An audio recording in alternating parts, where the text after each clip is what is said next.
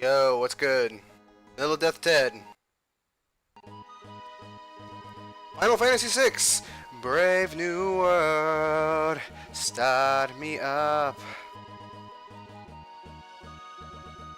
Oh. Okay, there we go. I'm gonna say, why the hell can't my D-pad work?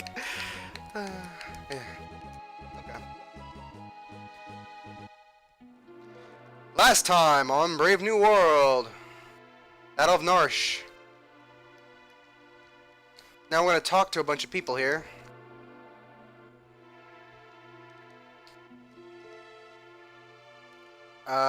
I'm guessing that bagged milk is a thing in Canada. I've heard of powdered milk, which sucks, by the way, unless you're using it for cereal. But I've never heard of bagged milk. Sorry, friend, I'm too busy to talk right now. All the poutine and maple syrup you can eat for 200 GP. Sorry.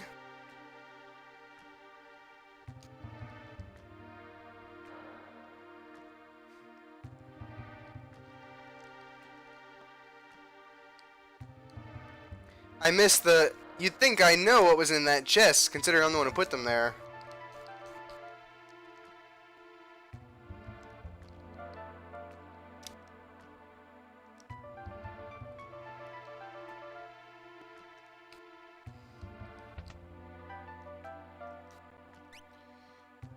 Wow, I have a lot of GP.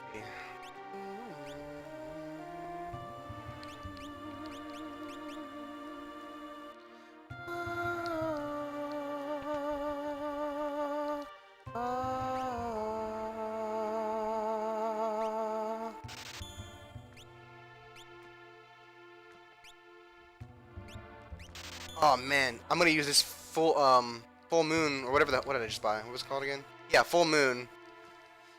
I'm gonna use that for quite a while.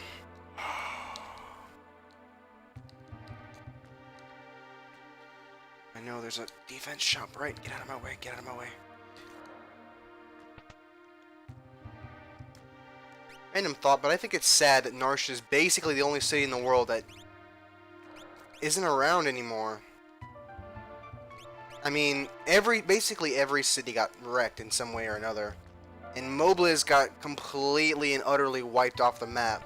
But people still live in Mobliz. Even during the World of Ruin, but especially after the game. Who lives in Narsh at the end of the game? Nobody. That's really fucked up. That's really fucked up.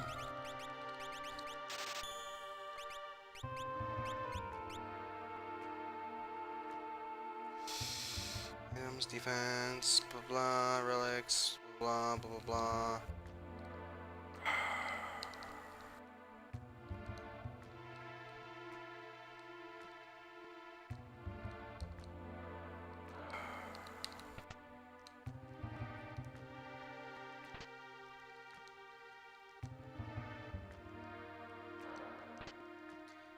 Thought just occurred to me.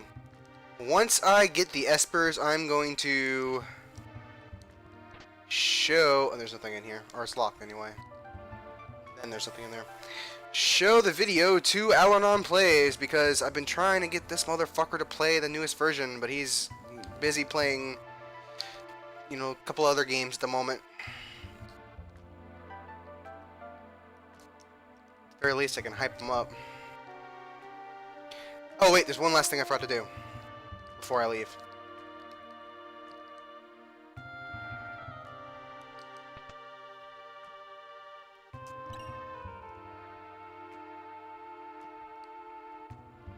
Wait, didn't I already get the elixir in here? Maybe I'm thinking of a different playthrough. Whatever, who cares? No. I might come back for you guys later. If you talk to Arvis here, this is awesome.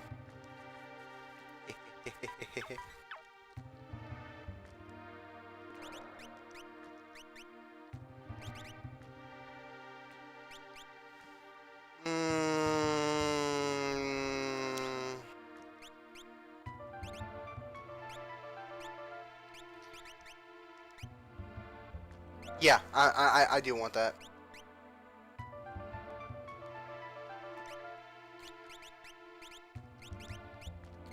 It'll be worth the additional damage to flying enemies, of which there will be a decent amount coming up.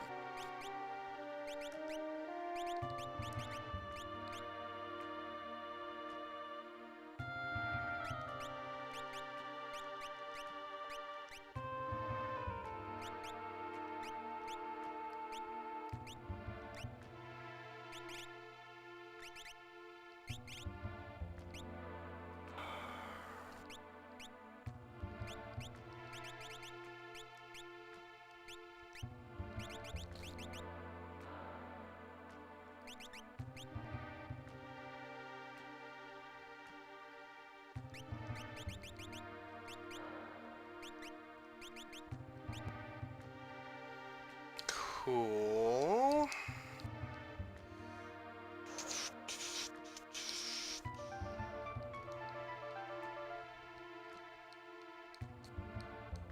Let's roll.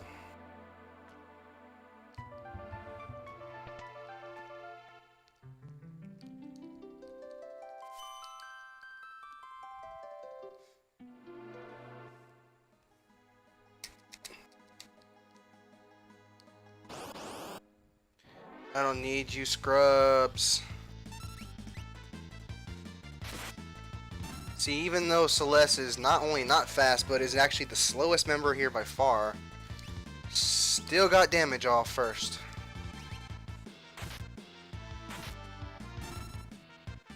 Because of the preemptive rate.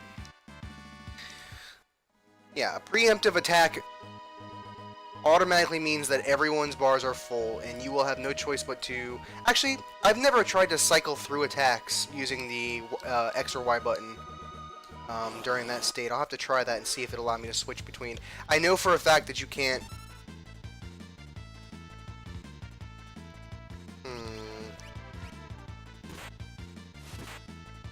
What would be cool is if I could do this. Oh, never mind. If I could hit X or Y and basically stall the timer, because I don't want to do it by just running, but whatever. Just a thought.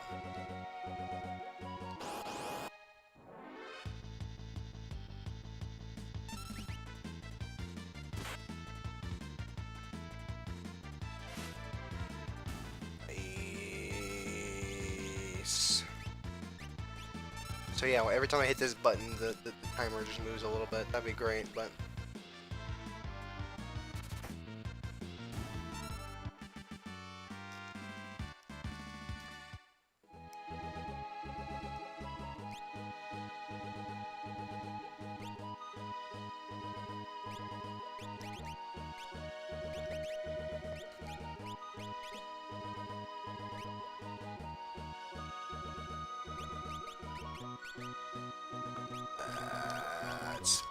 That's all I want.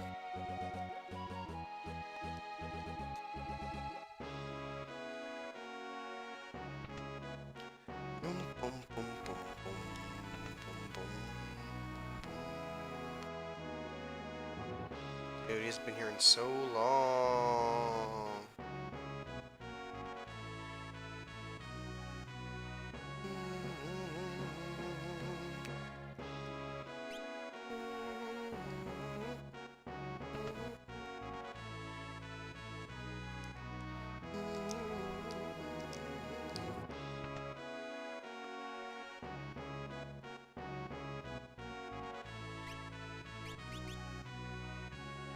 I used to feel bad that we were giving this guy half-price money.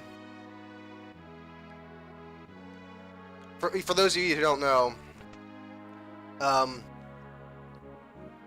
with Edgar in your party and you get this right here, you get it half price. I used to be upset. I was like, oh, come on, I don't need the money. I'll give him full price, but no, not anymore. No, I am not getting the drill. I don't need it, because I have the spear. That does basically the same thing but hide status. And I do not have that kind of fucking money. Oh, wait.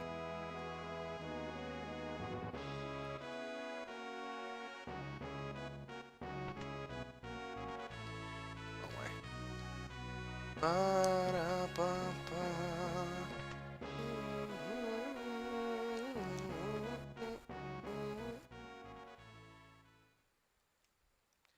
Dude, I love this scene.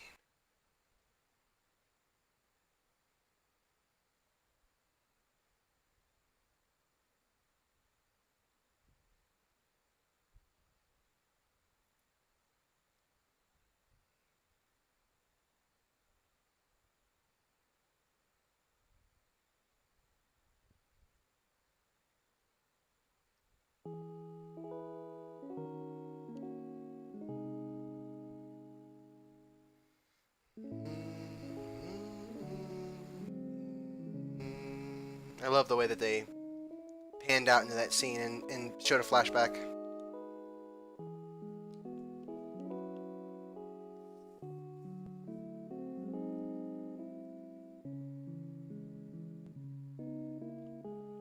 I love how these scenes are basically opposites with their reactions. Sabin was originally very calm. That was only because he didn't know what was happening. And Edgar freaked out. Edgar, the introvert, was expressing immense emotion. You know, he's a fucking person, for God's sake. And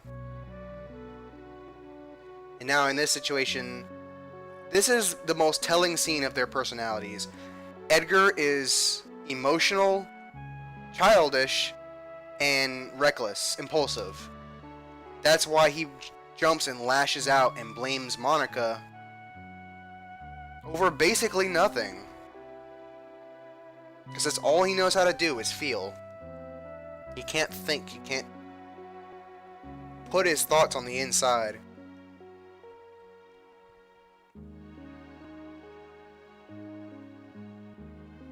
He can't express his emotion on the inside and deal with it, basically, like Edgar can.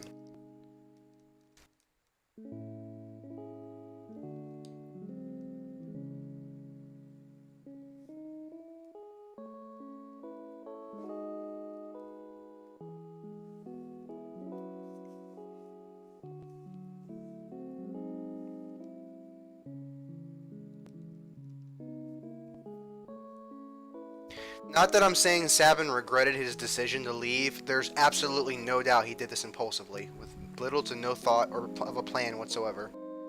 Didn't know what he was gonna do. He just said, "Fuck it. I'm gonna run away from this situation." That's what I would do. Shit.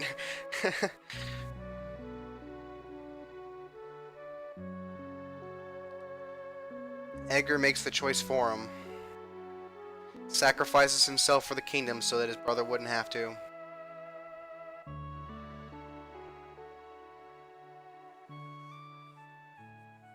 But Edgar also knew that he would have been a more proper king. But he didn't want to steal the title. He wanted Sabin to feel like he had been given a choice, that there was no... You know what I'm saying?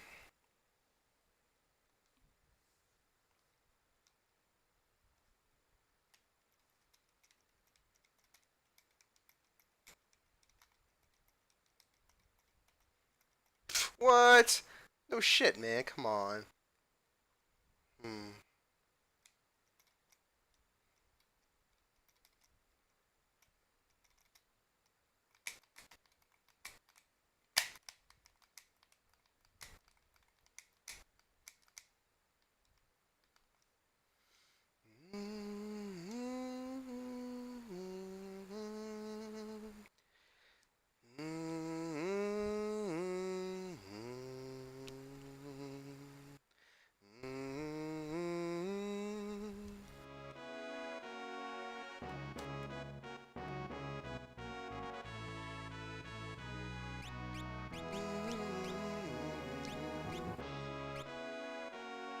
Edgar and Sabin are some of my favorite characters, not just in this game, but in the franchise in general. Very well written characters. And I like how their fates are intertwined, basically. They're not only are their fates opposite, and not only are their personalities opposite. Yeah, their fates and their personalities are opposite, but they come together to do the same thing in the end and save the world. And they're... How do I put this? Hard to explain. Let's see, is there anything else I need to do? Yep, I'm gonna talk to Monica real quick.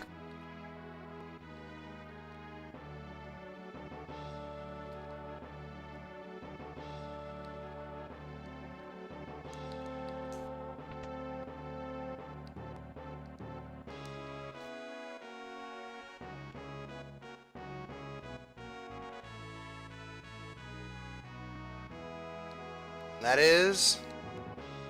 Kidding.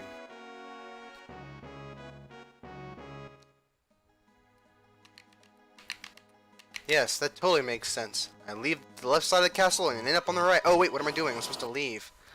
Derp-a-derp-a-der.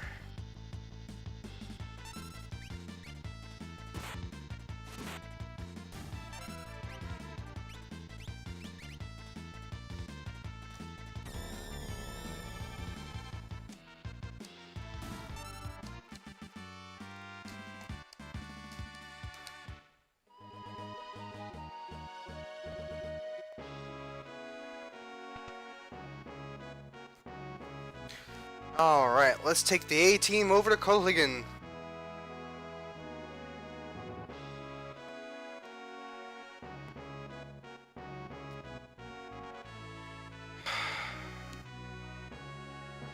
So, listen. Especially since I'm not doing a lore run anyway, I'm gonna skip Rachel. I feel like I owe you, the audience, an explanation as to why, but I'm not gonna go into detail. All I'm gonna say is that it's a very personal... Fuck, damn it. I can't skip the Phoenix scene.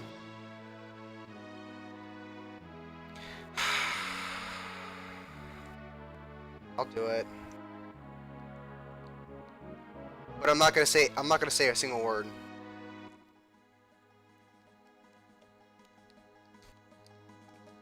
But as an explanation, the Rachel scene, even on the very first, like, for me, it's not uncommon for me to feel a little emotional, but not really all that much the first time I see something, and then the second time around, once I understand the context of it and the consequences of it, I feel a lot more strongly about it. A good example is the last episode of Lost, one of my favorite pieces of media ever, possibly my favorite TV show of all time. The last episode, it was emotional, but not so much for me. I was still fresh on everything. I didn't know what was happening. And a character, I'm not going to say who, in case you decide to watch it, a character dies, and I didn't cry. I was a little emotional, but that's about it. The second time I watched that episode, when I rewatched the series, I cried when that character was on screen giving their farewell, even before they had died on camera, because I had an attachment to it, right? So you would expect the same thing here. No, not at all. The very first time I ever played this game, the original version, I cried my eyes out. And you're not here to see drama. You're really not. Shit. We meet again. Go away.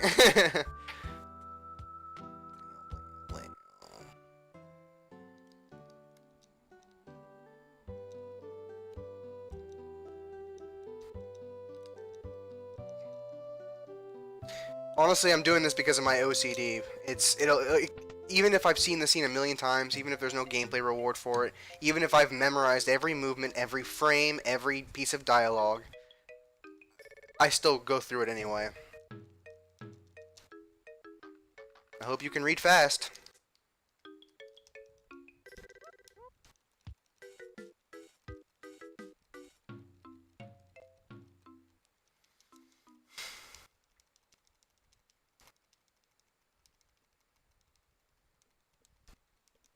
I really shouldn't have to go into detail about why this is a personal scene for me.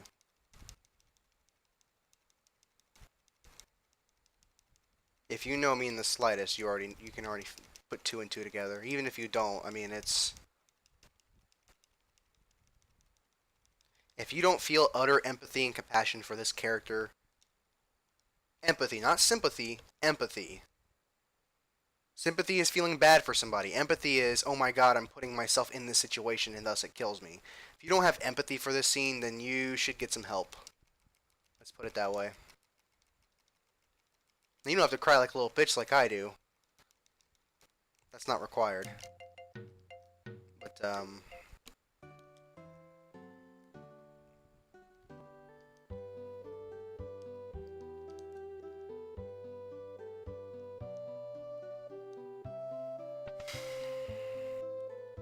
fuck! It's a good thing I love this song, even though it fucking hurts every time I hear it.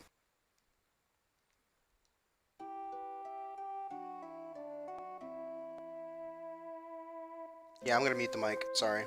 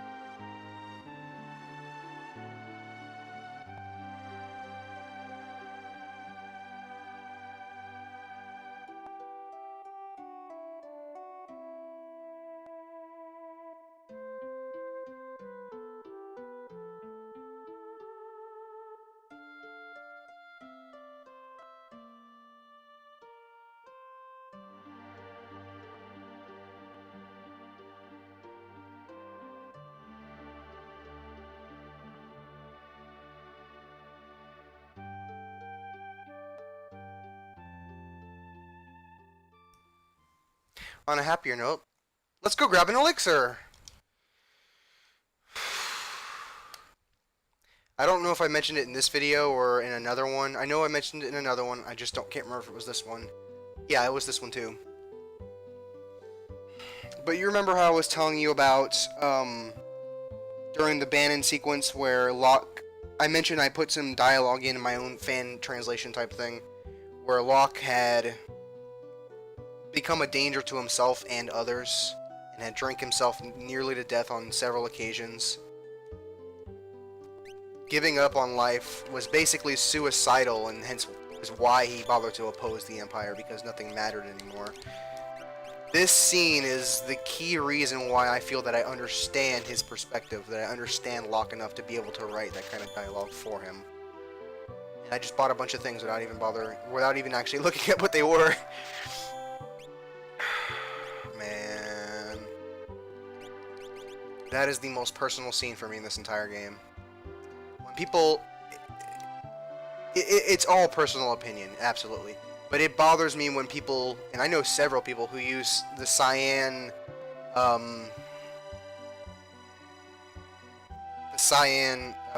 Elaine Owain, or whichever version you want to use of their names, the train scene, when they're departing. Ooh, I want that. As what they consider to be the saddest scene in the game, and I personally disagree for literally personal reasons. That's why. It relates to me on a personal level.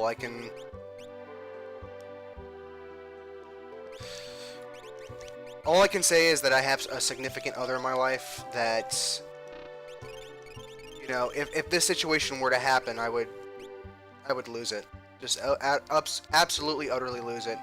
And the way that Locke's able to move past that grief and start anew is inspiring to me. And that's why he's my favorite character in the game.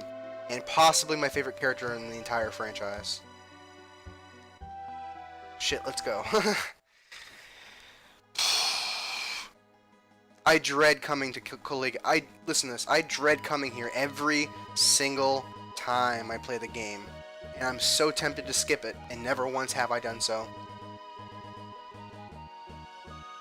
Best I've ever done was I put it off and then went to go do it later.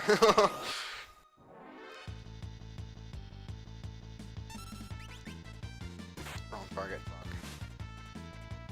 Fuck. Ow. The enemies here can be a pain in the ass, by the way.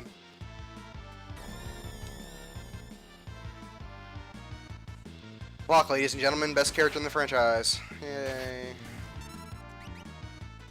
What do I win? A heart full of despair. Oh.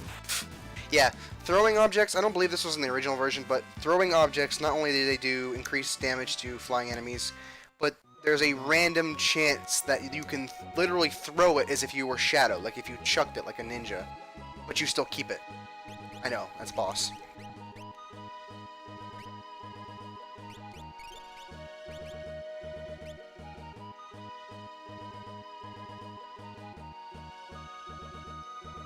And on a side note, I know that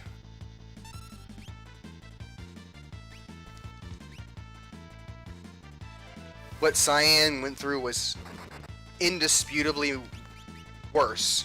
Like, I have a significant other and can imagine my grief should the worst happen.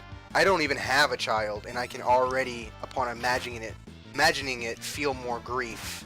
For a person who doesn't even exist, I don't have a kid, but I can put into my mind how I'd feel if one passed away, and it's a whole different story. And to lose them both. My issue with Cyan Scene is that it's just not as effective because there's just... It's not sad. It's the tone doesn't fit. The music doesn't dictate a sad tone. It's... It's Blind Rage, which is fine, you know.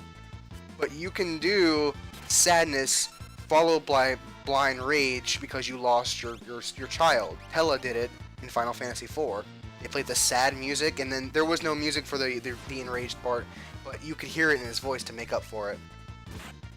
So my issue is that it's...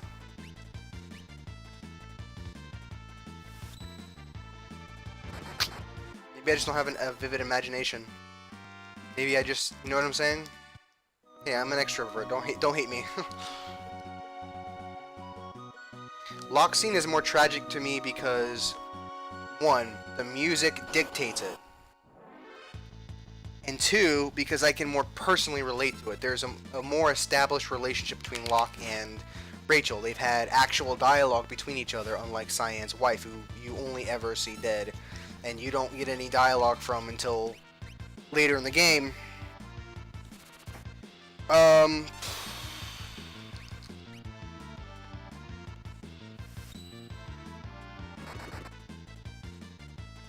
don't know.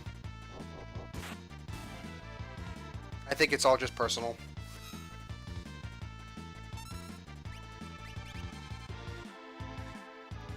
So yeah, for those of you watching who wonder why I can be such a Final Fantasy VI fanboy at times, this is probably the main reason. Ouch. Ouch.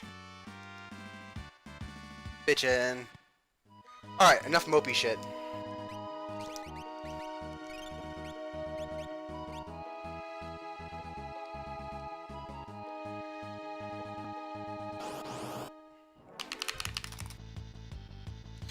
Oh, side attack preemptive. You are fucked. Yeah, see, I can't switch between the two. One moment.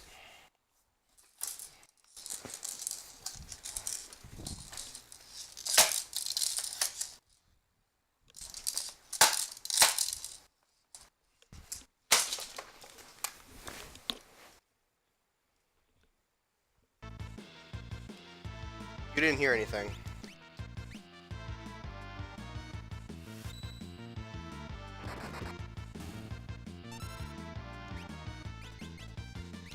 Oh shit, massive damage to humans? Massive damage to humans. Oh, that was so good. Poor Locke. The worst, most tragic thing in the world has happened to him. He was the only one who didn't get to use an attack. Poor Locke.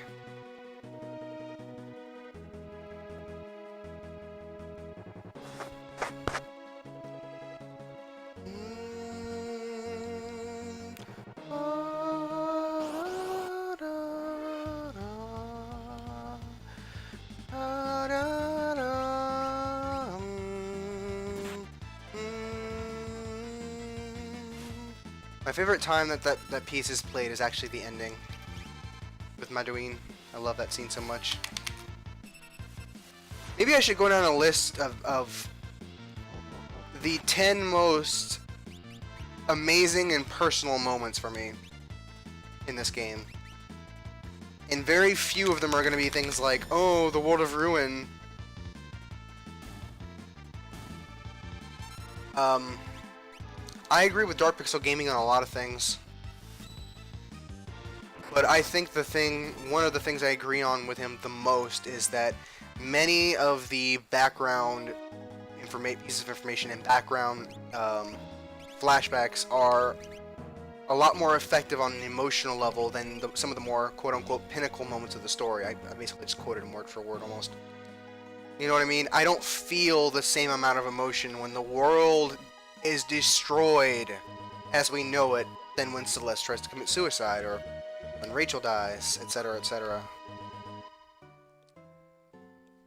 And I think that's normal. Welcome to Jador. Now please leave. You smell like poverty. I love Jador. I love it. I love it. This is probably the best town ever that they changed in Brave New World because it's realistic. God damn it. Dude, I'm gonna do the opera scene soon. Oh yes.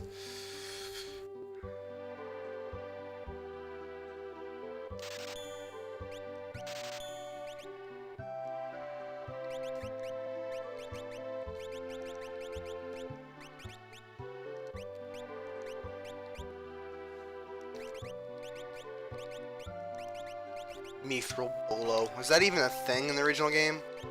They like make that. Oh, 46 fucking magic block. Yes.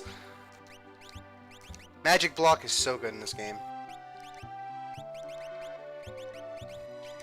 Interestingly enough, I don't actually remember if magic block was all that useful in the original game. I mean, I know it was. It worked. But I never bothered to prioritize magic block because I didn't have to.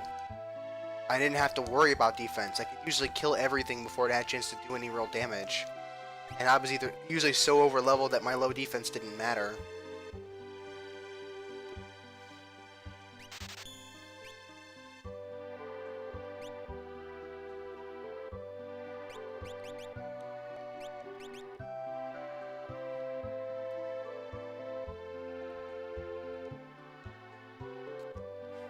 This guy's the best. Listen to this. This is amazing. BTB, I pray to God you're watching this so I can ask you this question.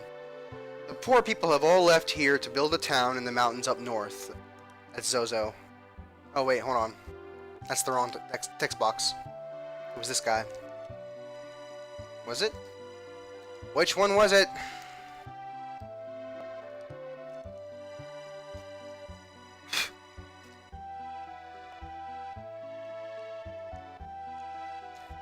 Maybe it's not in this version? Oh no, here he is. There it is. In the south part of town lived the middle class. The rich folks lived to the north. Lower class? We got rid of them all years ago. I get the impression that this may have been just unintentional, but here's the thing. It's heavily speculated that the people of Zozo are rejects from Jador. That they are literally poor people that were either pressured out politically, were thrown out physically, or left because they just simply could not earn enough money to live in this kind of a nice estate. So they built their own place called Zozo, where there are no rules and no laws, basically. It's not confirmed by any means, but it's a nice, heavily speculated fact. I mean, you know what I'm saying? So I think that was may have been a deliberate reference to the fact that they kicked a bunch of people from Jador out and they formed Zozo.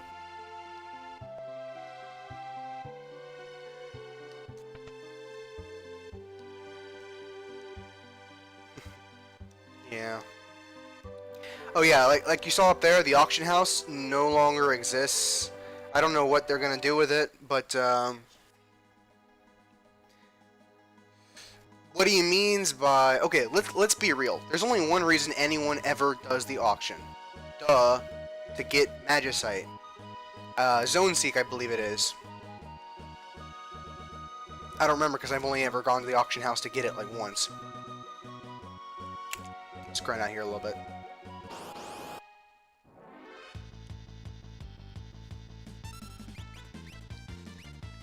So you can go. I don't know why they bothered to. I guess they didn't want to have the data, or they didn't find a use for it, or they didn't feel like changing the items to make it, you know,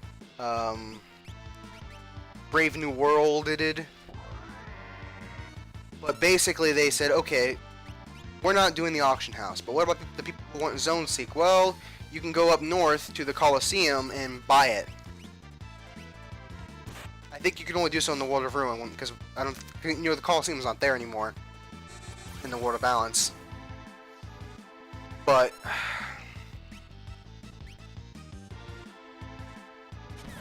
nice. But you might be able to go up there and buy it anyway from the whack job that's there in his house. Didn't feel like checking, so.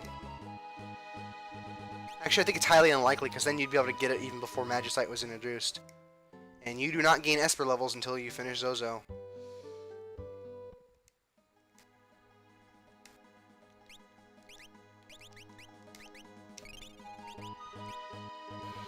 Alright, I have to grind here a little bit, because we're going to fight what is one of the hardest bosses in the game. Definitely the hardest boss up to this point. Like this, just like in the original game, Zozo is the point in time where the game stops holding your hand. In the original game, let's say it's your first time ever playing the game, like it was for me. You may have had a different experience, that's fine. But at this point in time, I had only played like 2 other RPGs, so don't blame me. The game was a cakewalk until I got to Zozo. That's when things got difficult. I didn't have too much trouble. I think on my first gameplay, I think I lost to Data Luma like once or twice. That's because I was a noob, obviously. Ouch! But this game follows that same aspect. This, Lock Dead, Edgar confused with low health, you know what I mean? Almost losing on several occasions, that is your hand being held. So Zozo is very much the same as in vanilla by, relatively speaking. In other words, the enemies at Zozo can be a living fucking hell if you're not prepared for them. And Data Luma is... Man, I won't ruin the surprise, because this video is going to contain all the way up until I beat him and get the Espers. And I'm going to show off some of the Espers real quick. Do a couple battles so you can see how the Esper system works, instead of just leaving you hanging.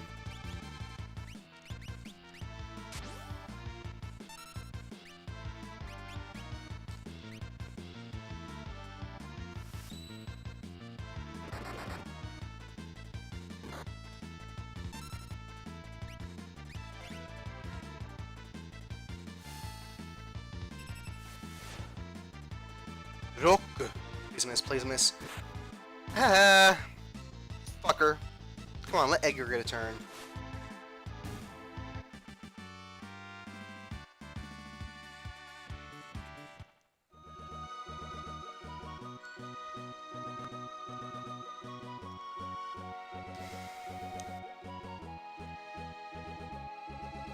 So while this is going on, I'm going to try and talk about just random Final Fantasy stuff.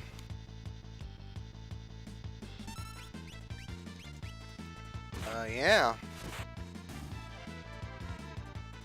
Did you know that Tidus is a douchebag? No, I'm kidding. I'm kidding.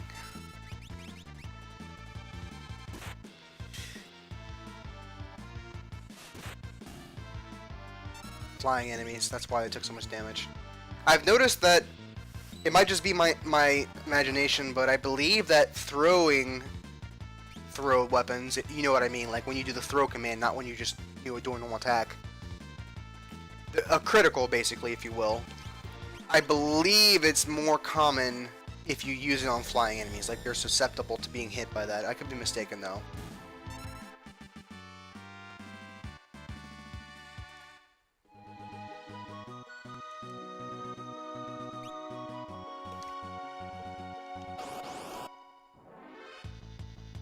So while I'm grinding, I think I'm going to go down the list of FFs, how many times I've beaten them, how I felt about them, if you don't mind.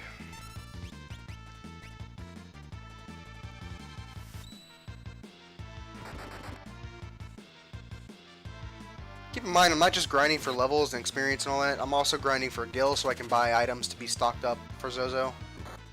Fucker. I've played FF1 once. Recently, in fact.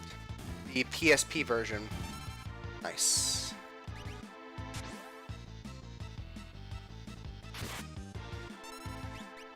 I liked it. I just don't know if I'll ever play it again because I had a speed button, basically, a frame skip that was immensely fast, like several times, like at least 5 or 6 times faster, and I did that for walking around through dungeons, and it's a mark of bad game design when you're... It's one thing if you frame skip throughout a game occasionally, because I do it even for this game.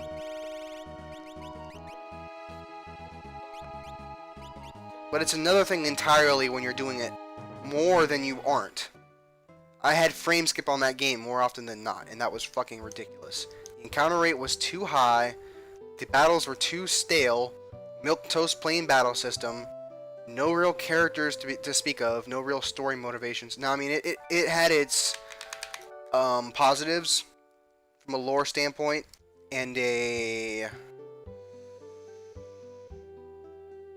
world building standpoint. It was actually very fun to world build yourself in. But the cons borderline outweigh the pros. It's crazy. I like the music a lot. There are a few standout really good tracks like the Chaos Shrine, but overall it's just an okay game, and I'm not looking forward to playing an okay game that before I was even less than halfway done with. I was like, can this game be over with? Can this game be over with? Hell, I tried to play it 2 or 3 times and gave up before I eventually said, okay, Ted, you're gonna sit down and finish this game no matter what. And I only did so because for bragging rights, that's it. My only reason for playing that game was so that I could be able to tell people like you here, to be able to say that I played 1 through 10.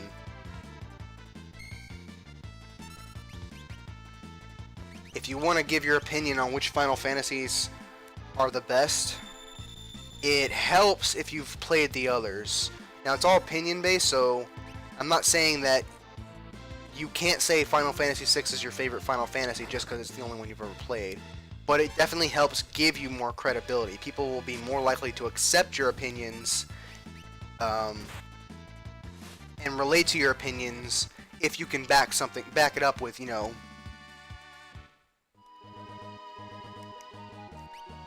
having tried it. Let's do this instead. So overall, I liked FF1. It's just, I don't see myself playing the game anytime soon. The only things I really like about it are the feeling, the adventure aspect, the music. I'd rather just watch somebody play it than actually play it myself. Final Fantasy II, I've also played on the PS2 version. I'm only like 3 hours into the game at most. I like it actually more than 1 so far. I know people are bitching about the battle system, but so far it's intuitive. I like it. It's just, I can very easily see how it would make my characters bullshit lopsided. But honestly, I like the story. I like the bleak tone of it, the oppressive tone.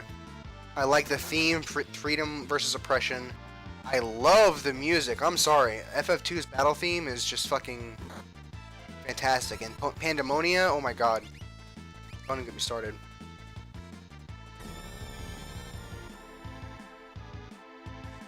And I also rather like the villain, even if he is rather simple.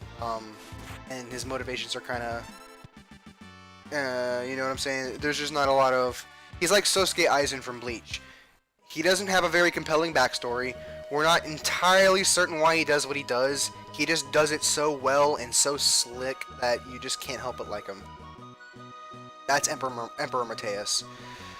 Will I ever finish Final Fantasy II? Absolutely. As to whether or not I will actually replay it, well, we'll have to see for when I actually play it.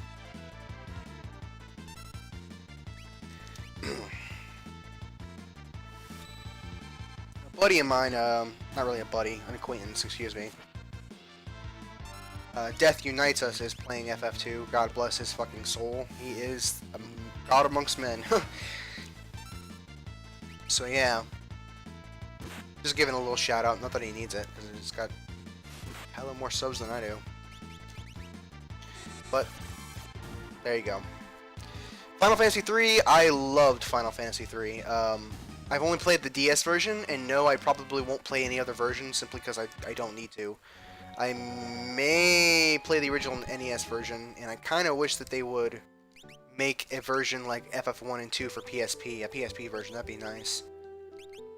There is a PSP version, but it's just PSP. It's the DS version in PSP, basically, with better graphics. But you could always get just the Steam version for that.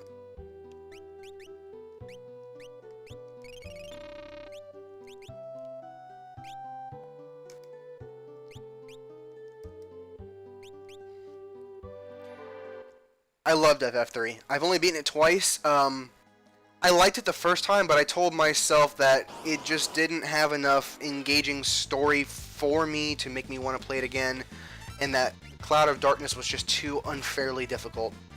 I eventually changed my mind when I replayed it, and the game actually gives you a considerable number of story-based motivations, and it helps if you name your characters. I just left them Lunith, Ark, Refia, and Ingus.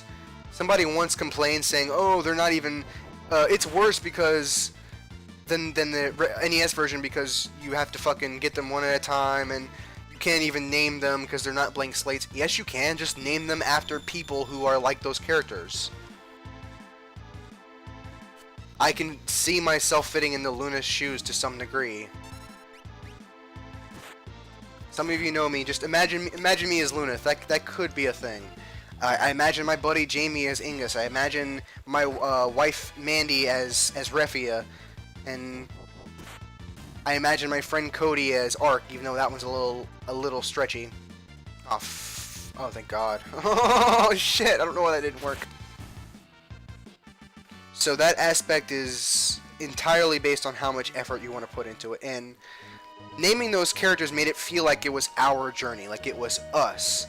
And I did the same thing for FF1 too when I played that after I played FF3. And that really helped enhance my experience. I felt like I was a little bit more a part of the story. Because let's be real, the characters in Final Fantasy 3 are pretty threadbare, pretty loose. And that does make it hard to sympathize with them sometimes. But if they're you can imagine what they're saying in explicit detail because it's you.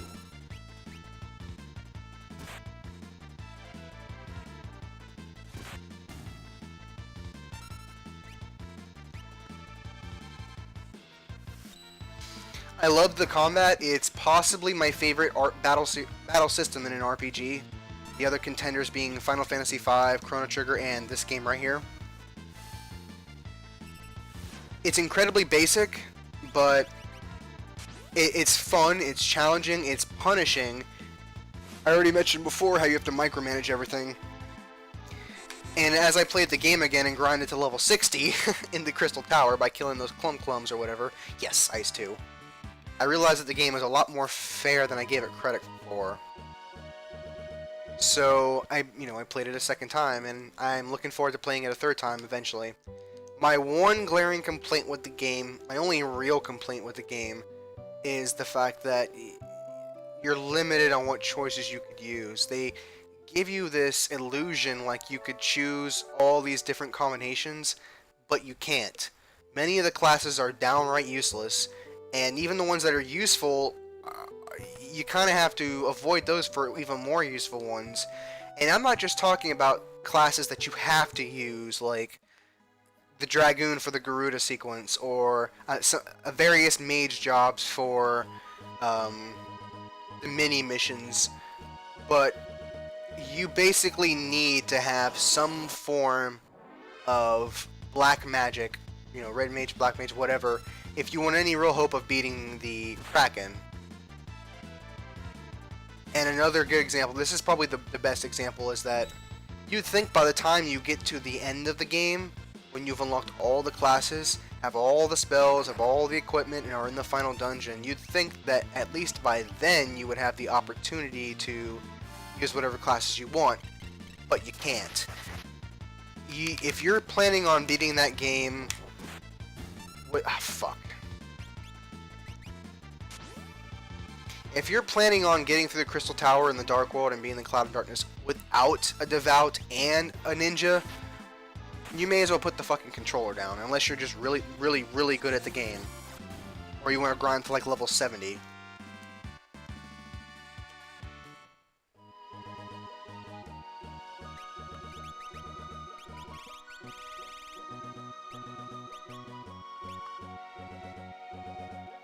So that's my issue with the game, is that I'm ultimately going to do that. And plus, it's even worse if you're like me with OCD, or OCD-like symptoms, where you assign characters classes based off of certain completely arbitrary reasons, like having 2 physical attackers and 2 mages, or my wife has to be the white mage because that's how it is, and Cody has to be the fast one, and Jamie's got to be the all-arounder. You know what I mean? It's especially if you're like me with that aspect. Even if you're not, you know, fucking retarded like me, I'm kidding. You're still very limited on what classes you can use, and yeah, that's my main issue with the game, is that you ultimately end up having a very similar experience. Most people have a very similar experience when they play that game. Once you, the first time you play that game, it's hard as fuck. But once you beat it, it becomes relatively easy after that, because you already know what to do. All the strategies end up being the same.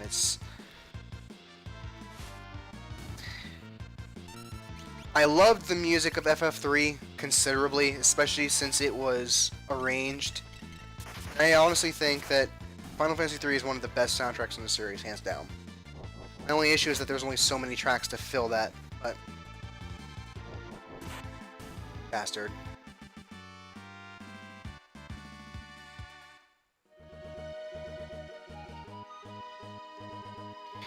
If I had to... I'm going to shorten my descriptions, because then I'll be here fucking all day. But, I will say this.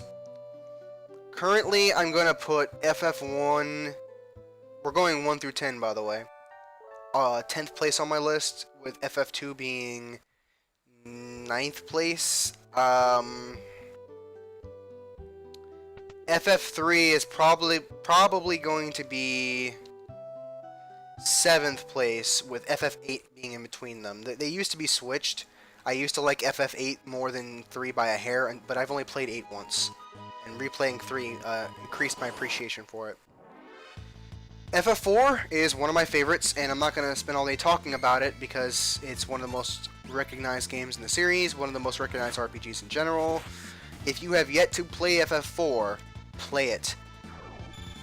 FF4 is actually a really good start. If for whatever reason you're new into the franchise, just for the simple fact that it's got 3D. DS version's a really good entryway. It was the game that got me into Final Fantasy after 7. 4 is currently 3rd on my list, but 9 is coming pretty close up there, which is currently 4th place right now. We'll see.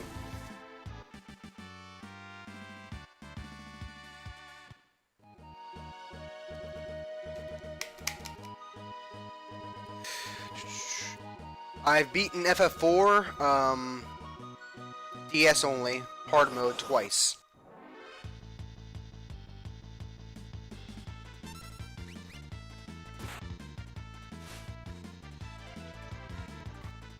Let's see. FF5, I've only beaten the 1 time, SNES version. I'm currently in the middle of playing it for my 2nd time. Great game. Not perfect, but I do enjoy it very much. Love the music. I love the music of 4 too, especially. 5 is like 5th place, I want to say, on my list. In other words, I like Final Fantasy V more than every Final Fantasy, save for the big 4, if you will.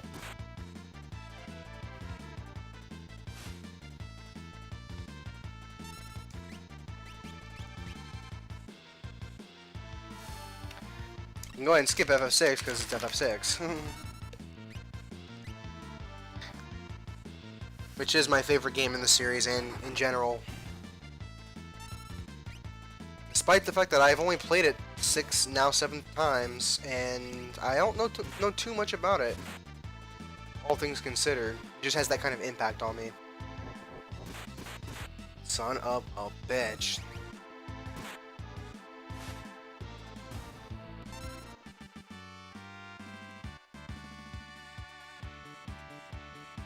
Uh, 7 is the game I started with, no surprise there, and I've beaten it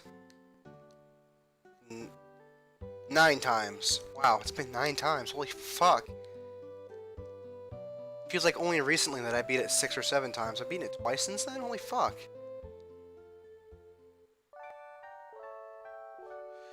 Basically, I beat the game 7 times between ages 15 and 21? Almost 22? And I hadn't played it in well over a year and a half, basically.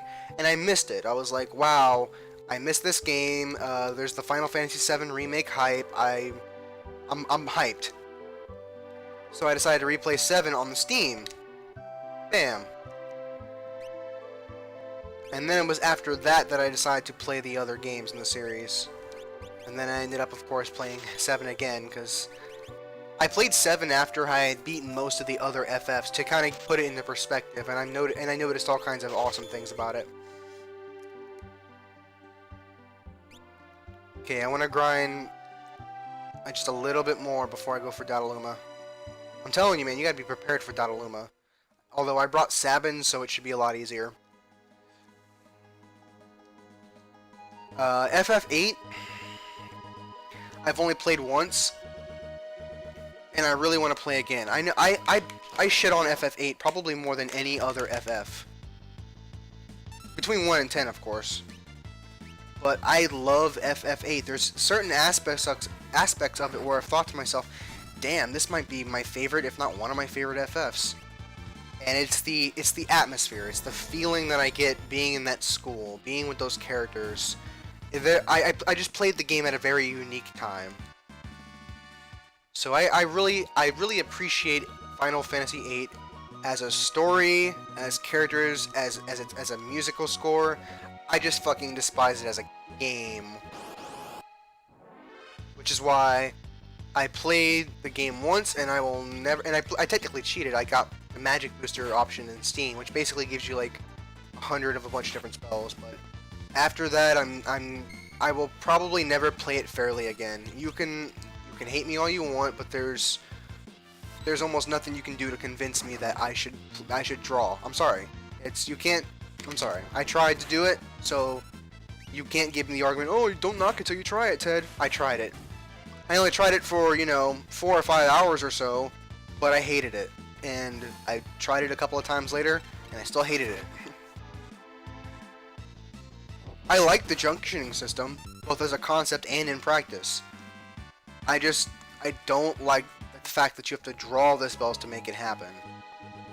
And even if you have all the spells you can ever need, even if drawing was not a thing at all, the game is still just kind of, maybe I just didn't know what I was doing right, but I felt like I was doing absolutely pathetically minuscule damage for no reason. Even though I had good spells and good quantities of spells junction.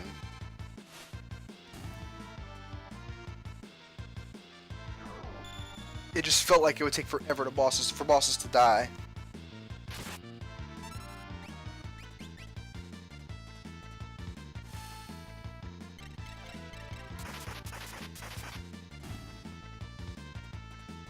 I had that same complaint with FF10 as well, but we'll see.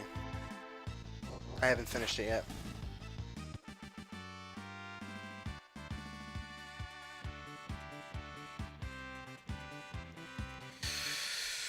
Let's see. I love FF8's music. I don't agree with some who think it's the best, but I do like it. I definitely want to play the game again for the music, especially.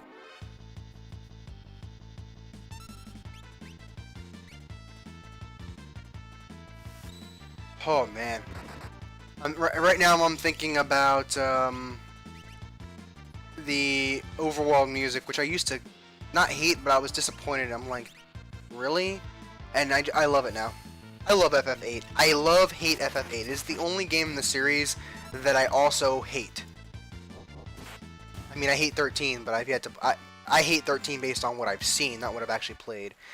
I like every other FF in varying degrees, but I hate FF8. But I also like FF8. Like I said before, currently I like it less than every game 1 through 10 except for 1 and 2, but that might change. FF9 is great. I don't think it's as great as a lot of other people think it is, but I'm reconsidering that on my second playthrough. The thing is,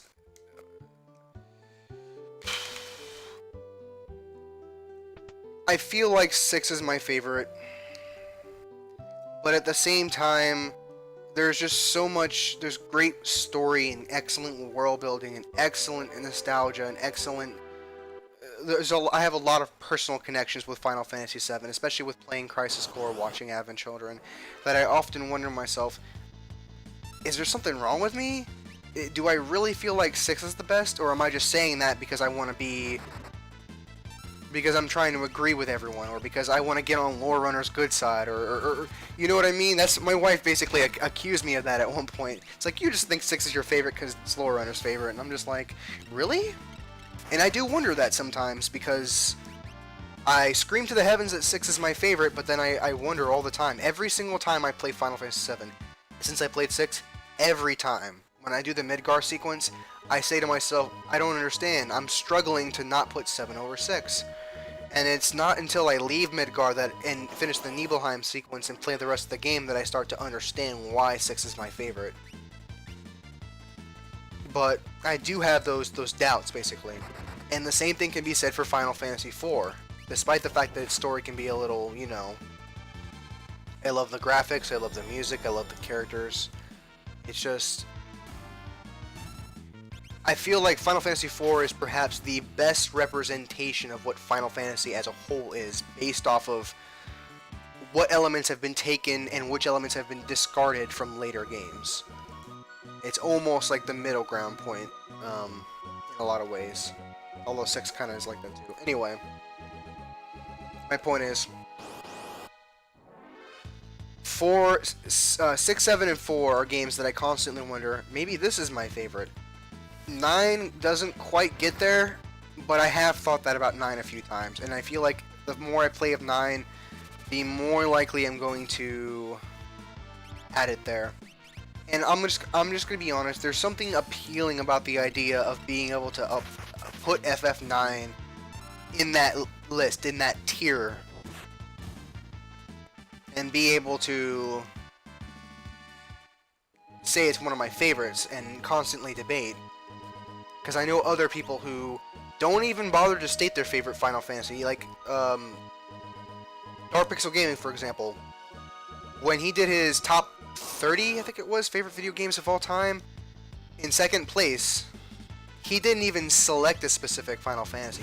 He said straight up, look, I can't decide, even after all these years, my favorite Final Fantasy game between 4, 6, 7, and 9, so I'm just going to put Final Fantasy as a franchise here in that place, and whichever is my favorite of those games is the one that would be represented here. I kind of like the appeal of being able to have that same opinion, because they're the big four, and I like that dynamic. I'm sorry. So I really like FF9. I really want to like FF9 even more. It's just FF9 has a lot of issues, a lot of problems. Mostly with the story towards the later end. That's my main issue with the story. And there's some characters I don't care for as much. Like, I like Amarant, I'm just not in love with Amarant. I don't like how Freya's character arc ended, etc, etc, etc. My complaints with Final Fantasy IX are the same ones you've heard a million times over. And lastly, Final Fantasy X, which I'm not finished with. I like so far. I definitely think the game is hated on way too much. But I also think that the game is praised a little bit more than it should be. And I think best Final Fantasy in the franchise is completely bonkers, but I can at the same time understand. It just has that unique feel that I can't get anywhere else.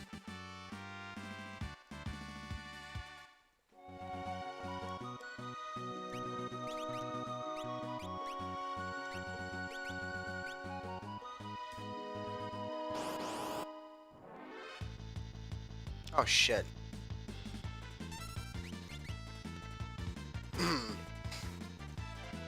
And FF10 is... I'm not sure why I put FF10 on my list. Shit.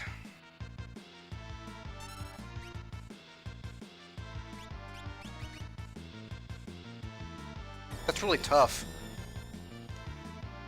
It's very polarizing to me. There are times where I want to consider it higher than 3 and 8, but then there are times I want to put it below 8 and 3.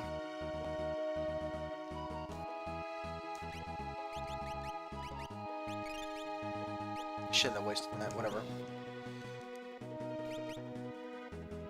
I think I'm gonna put FF10 for now, especially since I haven't finished it yet and I'm expecting good things from the ending. Yes, I'm past the whole Dreams Anarchan bit, so don't think to yourself, oh, you're gonna be disappointed. I mean, like, I'm literally at I'm in the Xanarchan ruins, where all the ghosts are, the dreams of the faith. Where the psychotic camera work is. Oh my god. Whoever did the camera work on that game had no idea what the fuck they were doing. It's like, god damn, I'm not that drunk. Play FF10, you'll understand.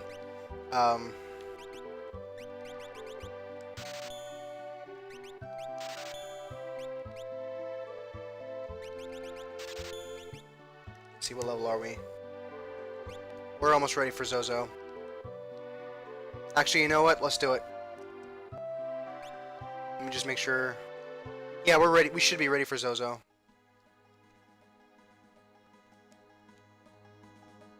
I think I'd rather have had everyone at level 15, but that's okay.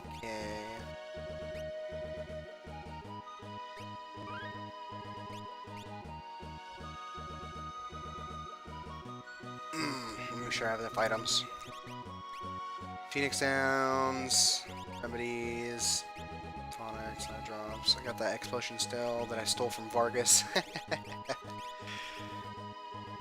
The thing we stole from Vargas will come in handy from the Vargas ripoff. Nice. And 10 tinctures, dude. Those things are expensive.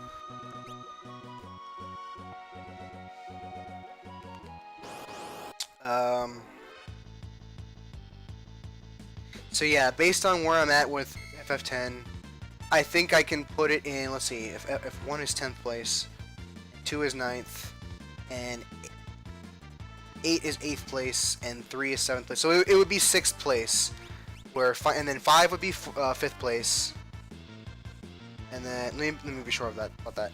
Okay, from 1 to 10, from first to last, it would be currently 6, 7, 4, 9, 5,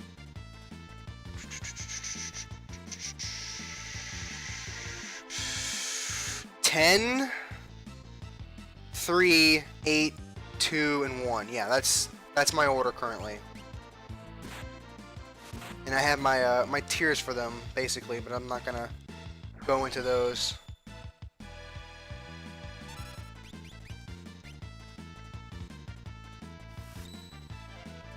I guess maybe I will. I'm so indecisive today. Basically, I have this rating system in my head that basically goes... The lowest score is D-, and it goes D-, D, D+, C-, C+, B-, B+, A-, A+, S-, S+, as the highest score. And anything below D- is not even worth my time, basically.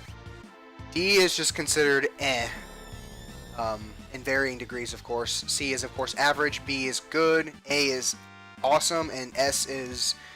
it's God tier. It's something that will stick with me for the rest of my life. And basically, I would say that Final Fantasy 6 and 7 would be S+ tier, while 4 would be like S- tier, and I'd say FF9 is more like A+ tier. Like it's like a hair away from being something that'll stick with me forever. Something that touches me and moves me in a... That's ultimately what it requires to be in an S tier. When it no longer becomes media and it becomes a piece of art for me. 7 has a lot of that nostalgia that I have. It has a lot of those feelings of loss and grief and overcoming those things. How I feel about the characters Tifa and Aerith in relation to my wife. 6 has, well, if you've been watching this video, I shouldn't have to explain. And 4 has moments with Cecil and Rosa that remind me of my significant other. And 4 makes me feel, the ending of 4, you know what I thought of? That I wanted to live, that life was worth living. And I felt that it was a game that brought emotion out of me, that touched me. And Cecil overcoming his darkness, because I was in a very dark place at that time. I lost my job, I was questioning my relationship, I was questioning my self-worth, and all that was those were things that Cecil was feeling. Some of them not so much, and he overcame those things when he became a paladin. He shed the darkness within him and brought forth the light, and I took that to be, you know, symbolic in my case. So all 3 of those games have touching moments that are a part of my life to some degree or another, and I don't have any of those for Final Fantasy IX just yet that I can think of. There's still incredible moments. Vivi, Dagger, I don't even have to go into it, but I can't think of anything that is on that level of personal, you know what I'm saying?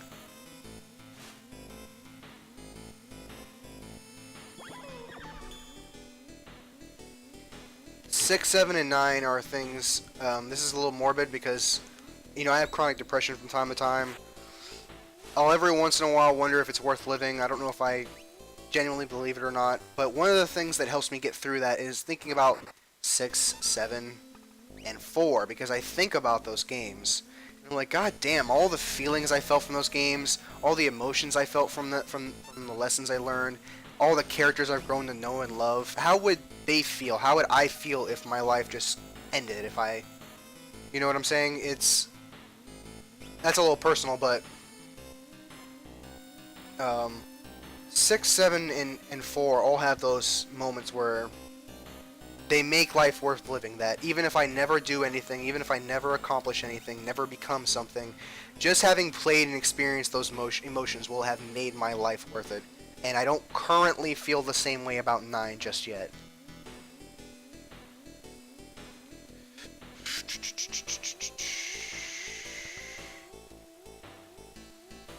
Oof. That was a mouthful, wasn't it?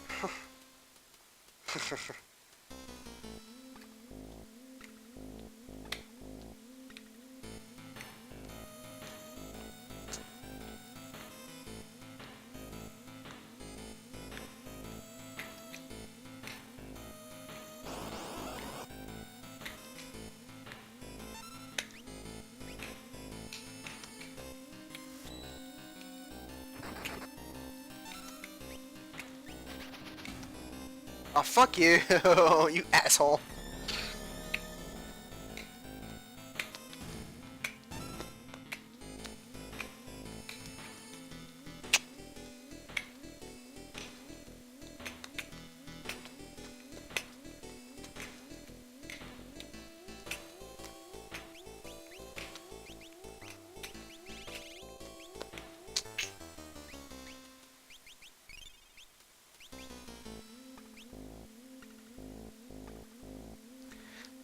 Bum ba da da da da da bum bum ba-dum ba-dum ba-dum ba-da-dum bum ba da da da da da. Oh, I didn't heal Sabin. I'm an idiot.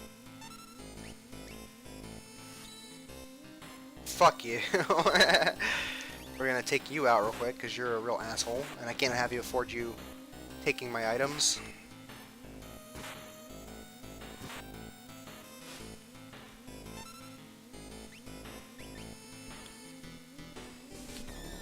Yeah, Bioblast absolutely destroys. Hell, it even hurts without a Luma.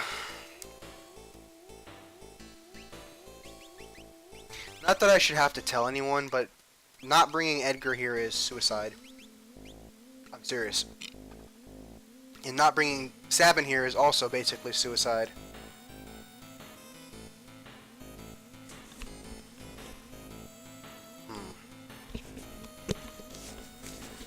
moment. Random thought, but has anyone else had the same idea, the same feeling that that sprite of those flowers on the ground? Wait, how are those flowers here? They shouldn't be here yet to the World of Ruin, right? Because those are cyans. Whatever, who cares? Has anyone else had the feeling that those flowers, the sprite, if you look at them, especially if you don't look at them directly, if you kind of look at them in the corner of your eye, it kind of looks like Madonna's sprite while laying down? Or Madeline, depending on which version you're playing. I already have a switchblade. Oh, no, okay. Let's see.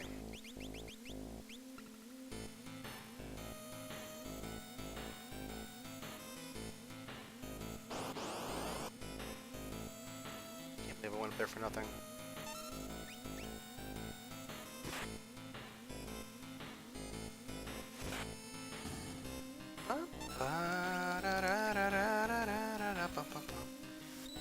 I'm faced with a dilemma. God damn it. Okay, remind me to stop doing that.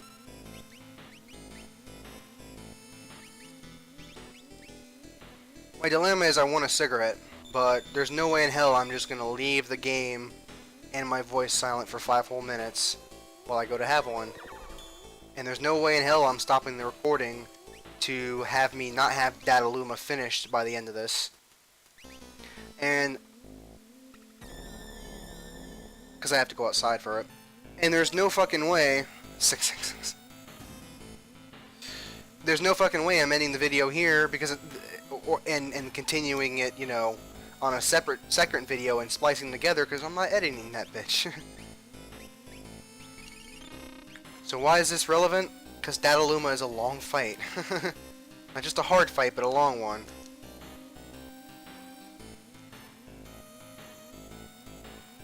Fuck.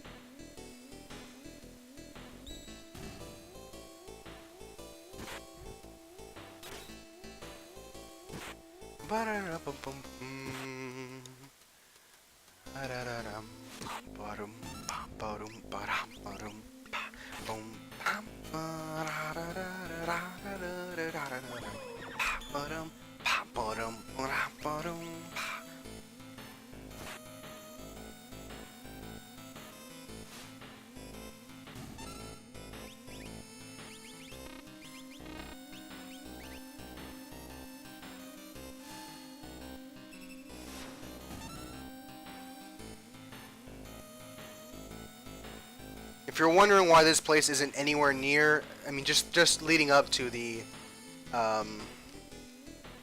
Data Luma at least. If you're wondering why this place isn't as fucking crazy as I told you it would be, it's because I prepared for it. This is why I spent so much goddamn time grinding. Now it only does so much because the level curve is a little steeper at this point.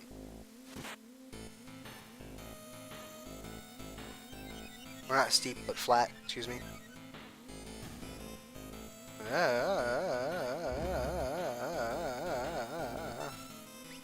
Bitch, take...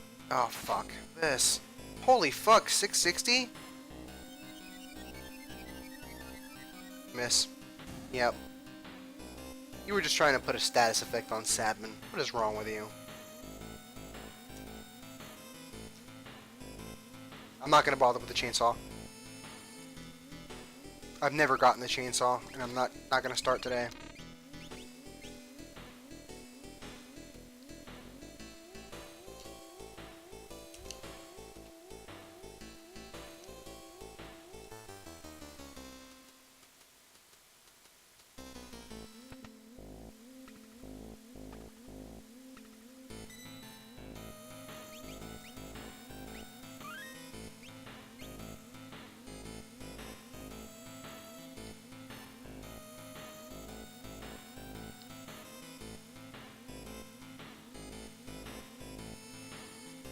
There he is.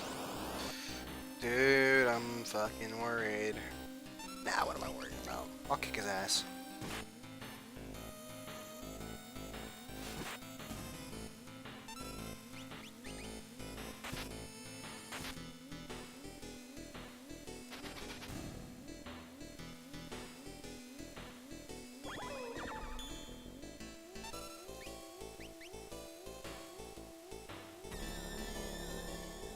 You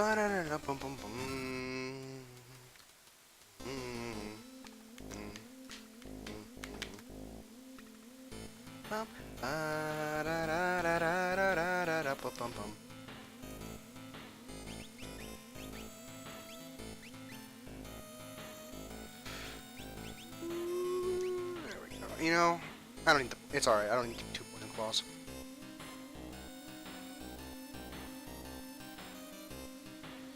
Alright.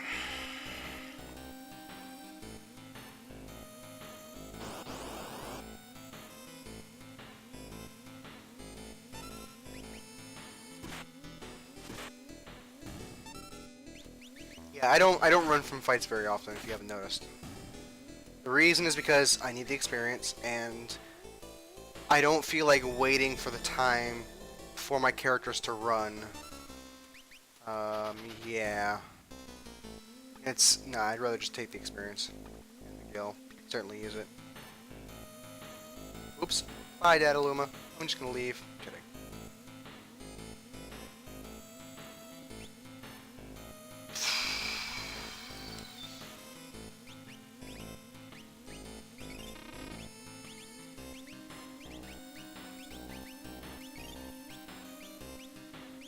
Ready? Good day, gentlemen. Pleasant weather we're having, isn't it? I absolutely hate fighting, so you're free to pass through. All those things were lies. Every one of them. Data Luma is a piece of fucking shit.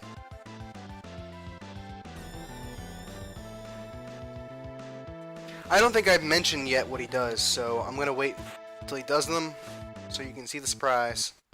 Trust me, I fought this guy like fucking 6 times now, so I know what he does. That move right there is the reason why I'm gonna win. And the only reason I'm gonna win.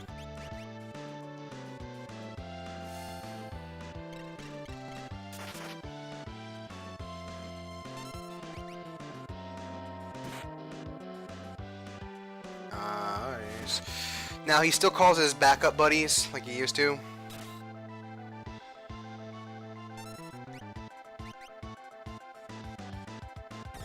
He has this one. I'm not gonna tell you all of his abilities. There's one I'm saving. He has this. I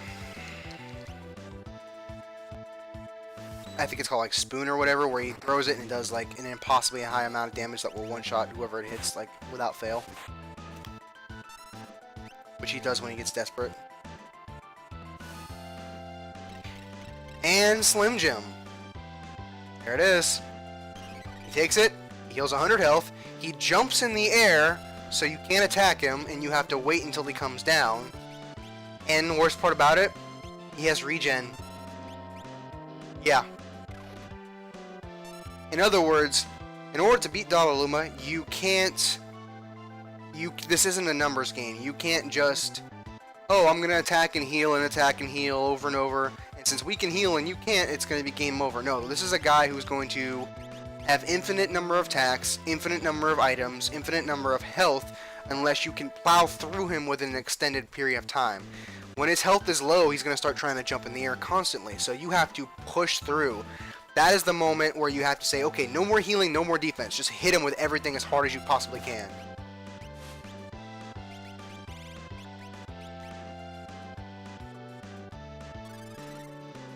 So in other words, you cannot play defensively against this guy or you will literally never beat him ever.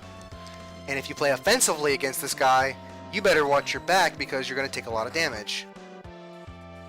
There we go. See, Seizure not only negated his regen, but it also gave him damage. Now every time he takes a Slim Jim, he's going to negate that Seizure damage.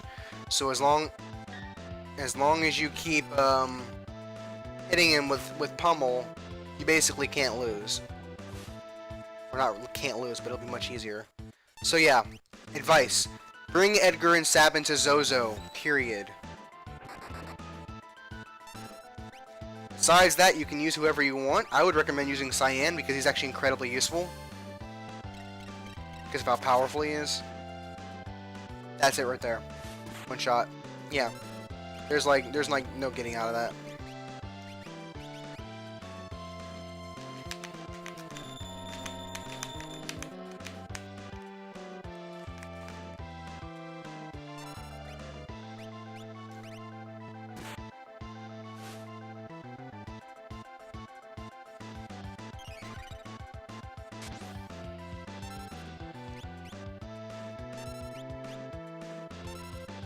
See, you can't target anybody while he's using jump, so you can't even... You see what I'm saying? You have no choice but to either use defend or use a spell on your... or some kind of attack or item on your party. Since there's no enemies for you to target, you can't even carry out the command for it to miss. The exception would be like if you're Gao or something who would attack anyway and would just... He would do the stance like he was doing an enemy attack and then just nothing would happen. The problem with this Slim Gem is that even if you inflict seizure on him, once he gives himself a Slim Gem, that seizure damage disappears, so he's guaranteed to get regen while he's in the air. So the moment he comes down from his Slim Gem jump, that is the moment you need to absolutely wreck him. If he jumps in the air with a Slim Gem, you failed. You have to start from, not from the beginning of the battle by any means, but you have to start back from the area where he had a decent amount of health. Because, I mean, just think about how much health he'll regenerate in all that time.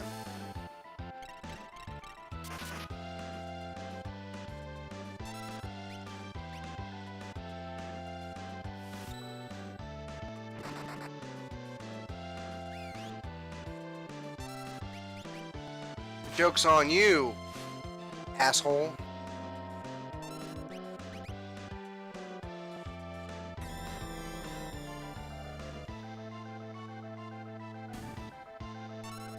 Yeah, I think this was the boss I died the most against, either this guy or Umaro, although I was very, very underprepared for Umaro. Yeah, Umaro was hard. I know. Oh my god, I whooped your ass. You weren't shit with a Sabin. Come on. Yes, this is the guy who beat me 6 fucking times, all because I didn't bring Sabin. 6 times. I had to walk all the way back to Narsh, pick up Sabin, and then I beat him on my first try. You know, he's tricky, dude, if you're not careful.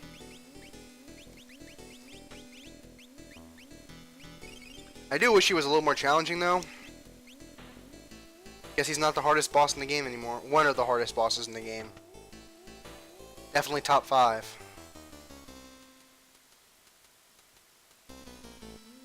What's great about this game is that when if you're, even if you're not a veteran of this game, if you just know what you're doing on a basic level, you will probably never die against a single boss. Like, ever. I think on my last playthrough of Vanilla 6, I think I died against, like, let's see. No, I don't think there was... I mean, I died in some random encounters because of dumb shit, but I don't think there's ever been a single boss that has beaten me since I've learned how to, you know, wreck the game and break it.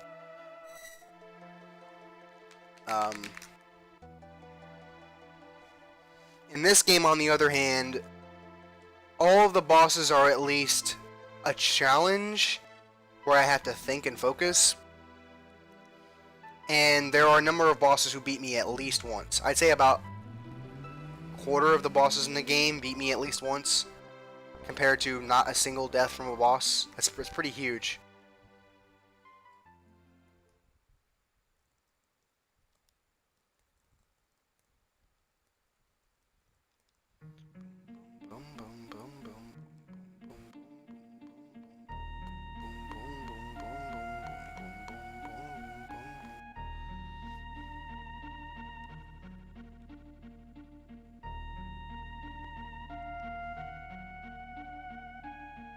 I love Rama. Glad he's here.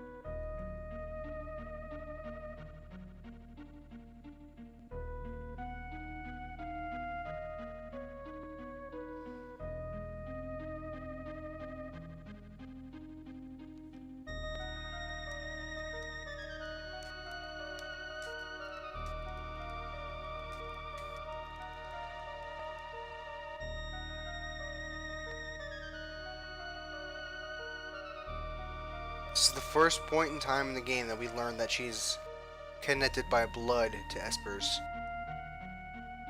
It seems so obvious that some of you are like, what? That's not true. We've known this since the beginning. No, you haven't. You just assumed from the beginning. All that we knew about Terra was that she had a connection with Espers because they both could use magic.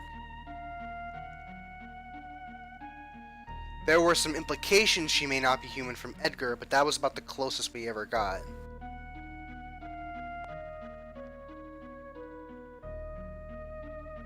This is the first time in the game that we know, beyond a shadow of a doubt, she is part Esper.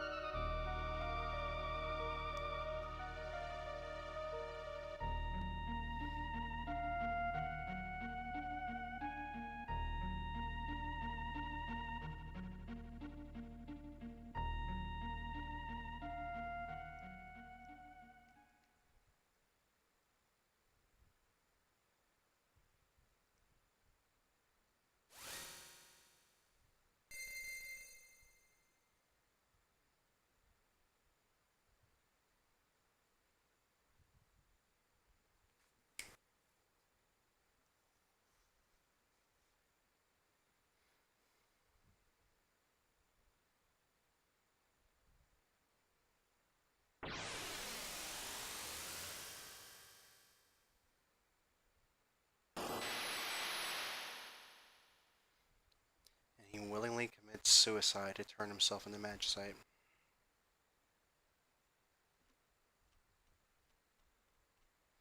That's the thing about Magicite is not only are they required to die, but they're required to they have to commit the act themselves. In other words, you can't just kill an Esper and turn them to Magicite, with an exception, of course. Kefka was able to do that. Was able to kill an Esper and turn them into Magicite against their will, but I believe that it was not because he killed them, but because he used a specific type of spell or knew enough about the workings of them to be able to manipulate their body in a way to make them into Magicite. But I don't believe that an Esper's death automatically turns them into Magicite, because otherwise the Empire would have already found Magicite by now. Because we know that they've been keeping Espers for over 20 years, and you are full of shit if you think that not a single one has died. Especially because when we see Ifrit and Shiva thrown into the pit, we see other corpses of what are no doubt other Espers. So that's just something interesting to think about.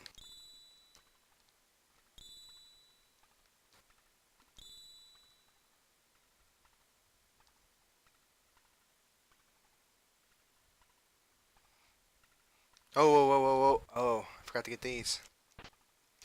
X potion. X ether. We're gonna need those.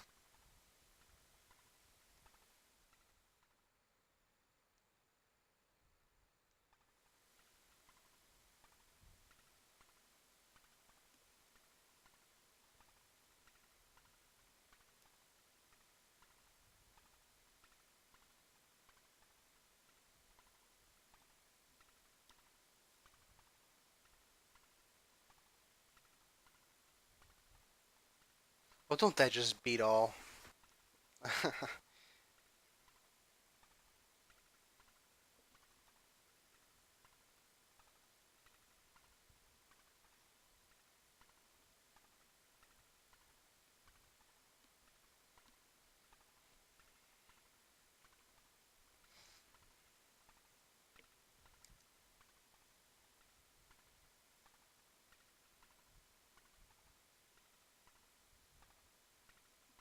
I like how, because think about this. Data Luma is clearly the boss. He's the boss of this entire town, because there's not a single other boss we fight here that's humanoid, at least. Because, there's the Mountain Zozo dragon, but anyway. So Dataluma is clearly the leader of this place. That's why he can, whistle and call his boys in. And I like how now that we've beaten the boss, like there's nothing here. We're not getting any encounters. We're walking through the place we just trekked up to in pairs, even though we should all be huddled together. Like, watch out, we could be attacked any second. So why aren't we being attacked?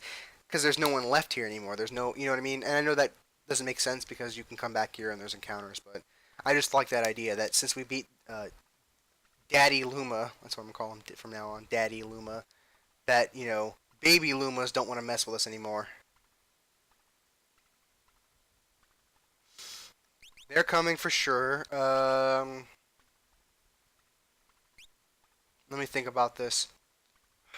Because of Kirin, I might want to bring Cyan this time. Because last time I ended up giving somebody no Espers. I need to save his Esper levels anyway. So I'm going to bring Sabin, who I need for 024. And I'm going to need Cyan for 024 as well. So shit. Let me think about that.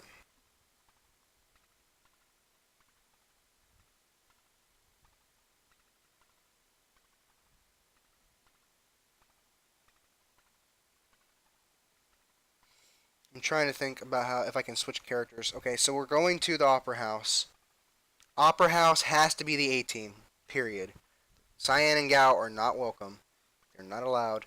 At that point in time, I'm stuck on the southern continent, so I have no choice but to go to there from there.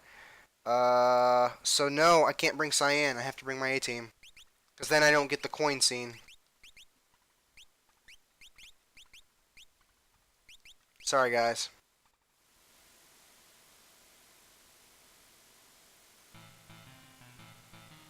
Gao's too wild and needs to learn to sit down. And Cyan, you've been through a lot since you left Doma. I think you need to chill at Narsh.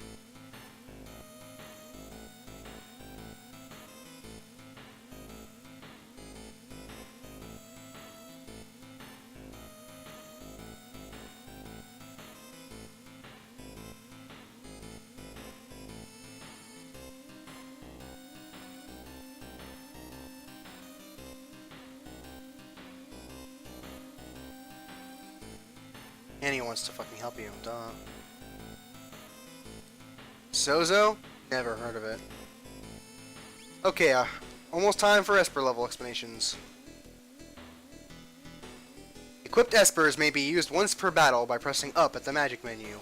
Magic is learned from Espers by spending spell points, which characters earn from fighting battles while an Esper is equipped.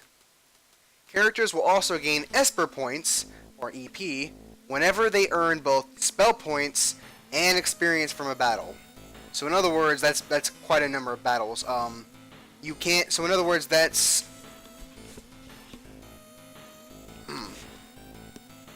In other words, you can't gain Esper points during a boss battle, I believe, because you can't get experience from a boss battle. So as long as you obtain at least one experience point. Because there are some enemies that, or bosses that don't give you experience or don't give you spell points. But as long as you gain at least some of both, then you are eligible to learn Esper points depending on what they give you. That description's kind of not important. Just think of it as you can gain experience, you gain Esper points, and you gain spell points for basically just about every battle. Not every battle. You know what I'm saying.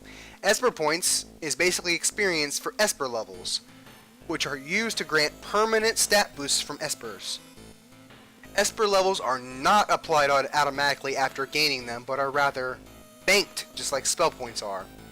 Banked Esper levels are spent just like spell points. Go to the Esper menu and then click on the stat bonus for that Esper. This way you don't have to worry about who has what Esper equipped for any reason other than for summoning them. Finally, just like weapons and armor, not every Esper can be used by every character. So, in other words, when you equip an Esper, you have to worry about, oh man, when am I going to learn this spell? Oh man, I can't learn this spell unless I have it equipped, but I want to learn this spell, so I need to equip a different Esper instead. It's like, you have to choose between the spells, let's say there's two Espers you want to equip that have spells you want. You have to equip one, learn the spells from that, and then equip the other one, and then level up and learn the spells from that. Here, you don't have to do that. You don't have to choose. All you have to worry about is when it comes to applying Espers to characters is their ability when you summon them.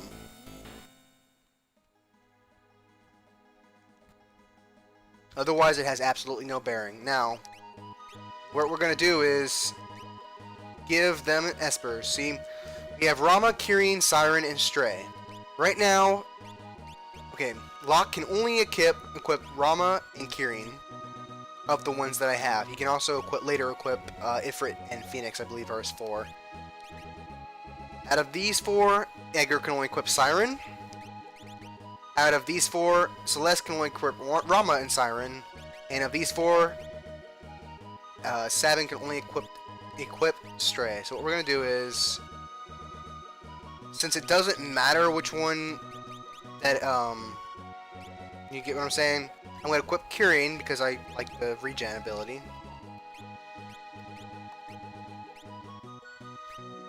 I'll equip a Siren, give her Rama, since she can't equip Kirin. Okay.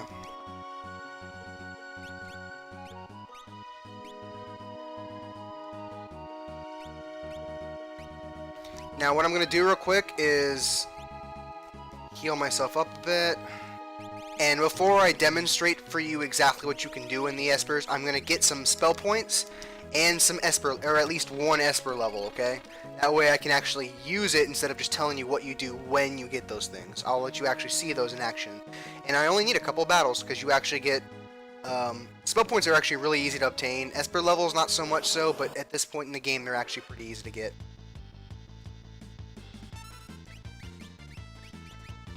So I automatically have MP.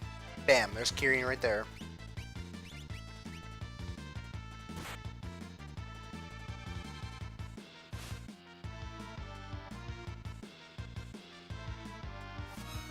Now, some pop quiz just so I can figure out if you're paying attention, okay? Locke has Kirin equipped. I forget exactly what stat Kirin does. I think it's stamina. Let's say it's +2 to stamina, okay? What happens when Locke levels up? What additional stats does he gain on top of his normal stats? If your answer was +2 to stamina, then you haven't been paying attention. If your answer is nothing because Esper levels aren't tied to regular levels, then you were. 17 Esper points. 1 spell point for everybody. There are no multipliers anymore. You no longer have to do that dumb bullshit of wondering how many magic points you got based on multipliers. Because how many magic points you get is irrelevant because you have your multiplication rate, which they shouldn't have done in the first place. They should have just said, okay,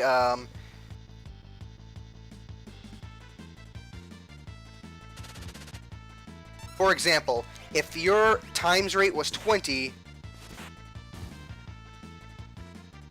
for example, then all you need are 5 spell points, or 5 magic points in the original version. That's what they should have just told you. They should never tell you have to multiply. That's just, that overcomplicated things. Because ultimately what you did was calculate in your head how many you needed to make that multiplier be 100%. And then you just kept track of that. Okay, Sabin gained an Esper level, Celeste, Edgar, Locke. Perfect. Let me do just a couple more battles, like 1 or 2 more battles, just to make sure I have enough spell points to demonstrate. Okay. Actually, no, I should have enough. Now, the 2 Espers that Locke can equip are Rama and Kirin. Let's take a look at Rama. Right here, I have... Oh yeah, you can see my mouse. I'm gonna assume that you can see my mouse moving around in a circle right now. Locke has 2 spell points right here that he's gained. This right here shows the spells that this Esper can teach him and the cost. So, I can spend 1 spell point right now to buy Bolt, or I can save up until I get 15 for Bolt 2. Now, since it's only 1 spell point, that's a negligible difference, so you may as well buy it in this case. So what happens when you do? Yes, that's right, you heard a sound as if you bought something from a store. And look, it's checked off, so I know I bought it. And you'll see here there's a lightning symbol, 2 lightning symbols.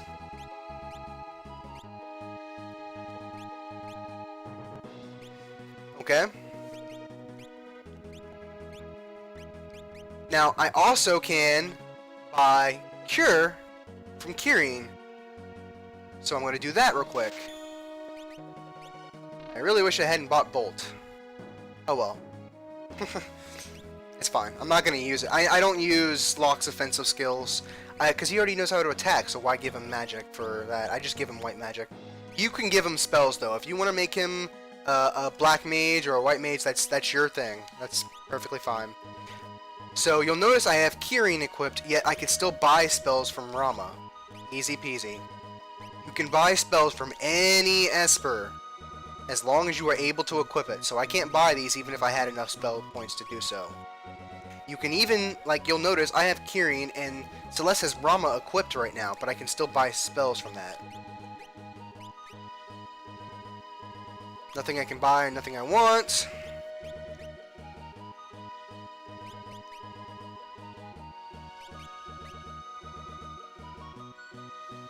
Nothing I want right now.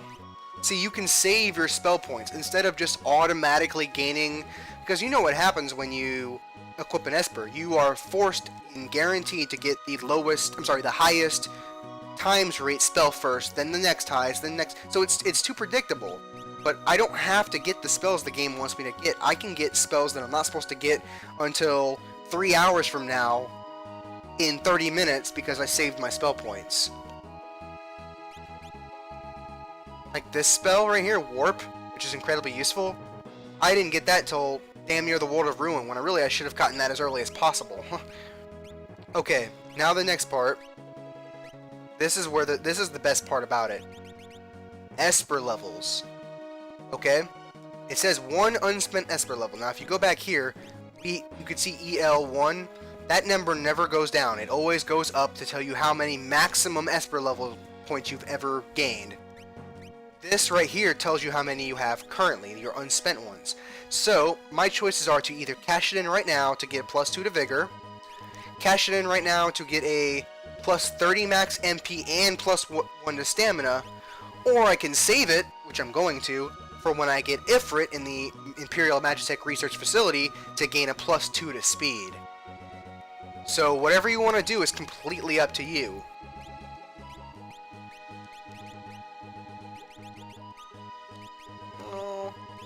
And like I said before, if you're worried about, like, let's say I spend 5 or 10, let's say I spend 10 Esper levels. This is not going to happen, obviously. Let's say I spent 10 of my Esper levels on Locke's Rama and gave him Vigor, but I'm like, shit, I wanted to give most of those to Ifrit Speed, but I didn't have him at the time. No problem. Like I said, for 25,000 gil and 100,000 gil for every subsequent time, you can go to Ultros in the Colosseum and reset all the Esper levels for that party. So any decision you make is not permanent. You can undo it. Now, I don't feel... You can make Celeste a Vigor person, but I don't feel like doing that. So I'm going to give her +1 to Magic and +1 to Speed. Bam, same thing here. 0 unspent Esper levels. And as a result of being restricted on which Espers you can use, you also are restricted on what stats you can increase. So yes, that does mean that you can't make Locke or Cyan as good of a mage as Celeste, but you were kind of limited on stats anyway. But you can do things like increase their MP. They do give you enough resources, because every character has like at least 3 or 4 Espers, with a few exceptions. They give you enough options to be able to make a character however you want, and you're not as limited as you might seem. Like, I can't just make Fighter Celeste or Magic Speed Celeste. I have many more options that will become available to me later on through the game. Really soon, actually, you know, because I get Ifrit and Shiva, and then I get like 6 other Magicite after that. After number 024. And the only exceptions are Gao and Shadow, which can only equip Fenrir and Phantom, so you're basically stuck to either make them Vigor-based or Speed-based, but even then, that's still a pretty good choice. And, of course, Shadow makes up for it with his ability to throw various scrolls of varying elements, and Gao makes up for it for his various rages that operate differently. So even though they're limited to only boosting 2 stats for the entire game, you can still make up for that because of what you can give them with their innate abilities. It's just how they go about it. Last time I made Sabin a stamina Sabin didn't give him enough vigor. I think I'm gonna make him stamina. Bam. And like I said, I'm saving that one.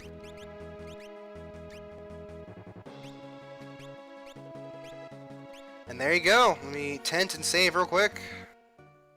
And that's the Esper system for you. So Alanon, if you're watching this by some miracle, that gives you a nice gist on what you can do.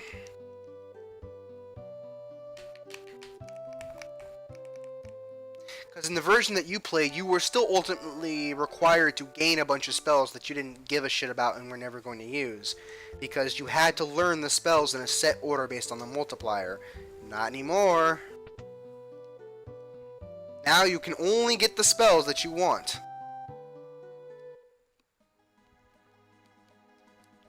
Whoo-wee. See, the Esper level's still at 1. And there you go. Bam.